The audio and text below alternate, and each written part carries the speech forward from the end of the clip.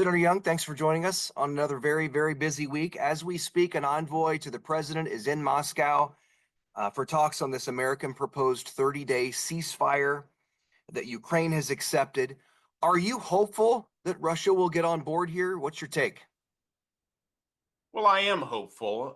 We want this horrible conflict to come to an end. I know that's President Trump's objective, and the Ukrainians have made some concessions in furtherance of peace, despite the fact that were not the aggressor in this situation. Russia was. And so the administration is appropriately working with our European allies on trying to resolve this situation and look to the future in which we rebuild Ukraine rather than have to protect Ukraine. Well, along those same lines, the U.S. had suspended military aid earlier this week, then they reinstated it. What do you think our role should be going forward? Well, right now, the Ukrainians having made certain concessions, I think our role should be to press the Russians in every way possible that the president is currently entertaining. I would say among those things that I'm really encouraging the president and his advisors to look very carefully at is the seizure of frozen Russian assets. There are, by some accounts, over $500 billion that U.S. dollar equivalents that have been seized and are frozen.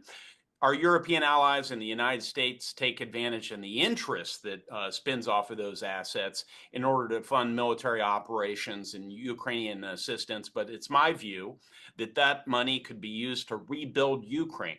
It's been done before under international law, and it is justified now as well.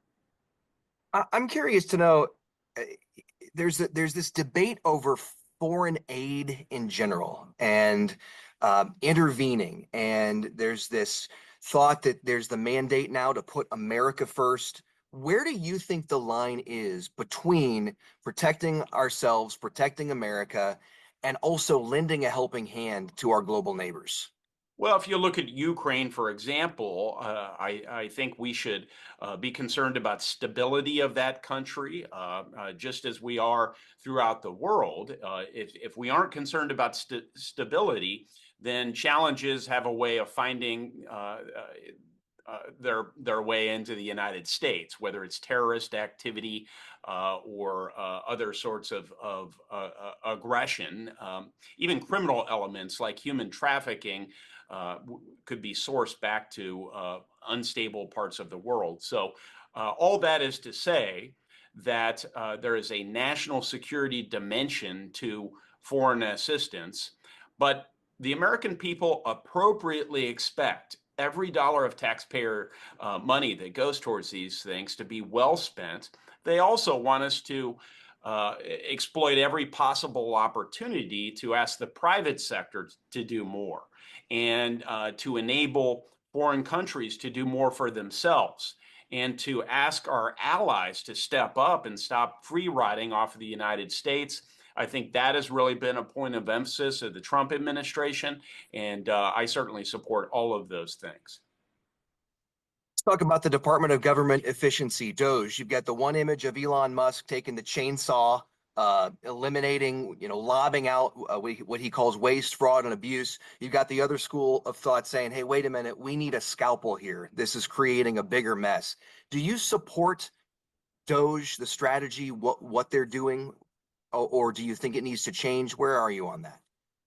Well, I do. I think every administration that I can remember, going back to the Reagan administration, focused on government efficiency, government improvement. They had some version of DOGE in each administration. The Reagan administration called it the Grace Commission. The Clinton administration called it reinventing government. And so I support this modernized version, leveraging the power of information technology and artificial intelligence. And that, frankly, is why this president was elected, to disrupt government in positive ways. There's also a role for Congress to oversee any cuts that are made, and any reforms that occur within each of these agencies. And that's our responsibility as well. And so I've offered counsel already in many cases to the administration. When I hear from constituents and hear that vital services are interrupted, it's my obligation as their U.S. Senator to advocate on their behalf. And blessedly, this administration has been responsive, so I haven't had to elevate and escalate my concerns. When they're not heard, and when my concerns and those of my constituents are ignored, of course, then you make those known publicly. You and your fellow senators will be voting on a short-term spending bill to avoid a government shutdown. The deadline looming Friday night, 11:59. Will you vote for this? Do you support it as is? Yeah, I have consistently voted to fund government, regardless of who the president was, regardless of how Congress was composed, regardless of the partisan whims of Washington, D.C. and pressures felt. And I hope my Democratic colleagues will do the same. So really, I mean, the ball is in their court, as we like to say back home. And I do hope Democrats come to their senses. Chuck Schumer encourages Senate Democrats to vote to fund government, not shut it down. And then maybe we can work together on some shared priorities. I'm working on shipbuilding. Let's turn to that perhaps in coming weeks and do something together on behalf of the American people. Can you, speaking of shipbuilding, can you talk a little bit about that for those here in Indiana who may not be familiar with what that is and why you're so passionate about it? Yeah, roughly 80% of the goods that we import in this country are imported on ships, and only about 1.5% of that cargo sails on U.S. flagships. So we need to rebuild our merchant marine so that we're not dependent on China in particular, and they have two of the largest carriers, Costco and China merchants.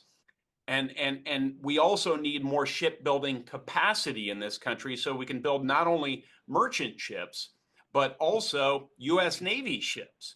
And so my legislation would supercharge our shipbuilding capacity in this country. And incidentally, it would make us more safe and secure, all while employing more Hoosiers and other Americans to either build ships or build components that go into those ships. So this is it's a triple value proposition for the American people, and President Trump is very enthusiastic about it.